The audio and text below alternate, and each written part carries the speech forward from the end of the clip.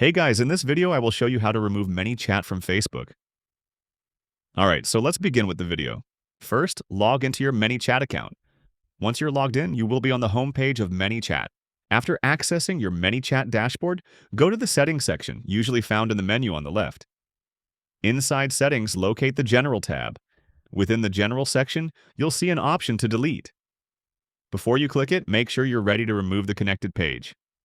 When you click Delete, Manychat will prompt you to remove any associated channels first to ensure everything is fully disconnected. Next, you'll see your existing channels.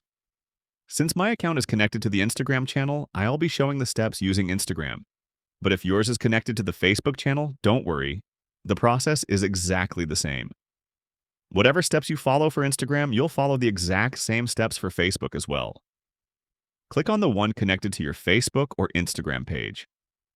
Scroll down to the section that says Remove Instagram Page from Manychat account. Once you find it, click the Remove button. This begins the disconnection process.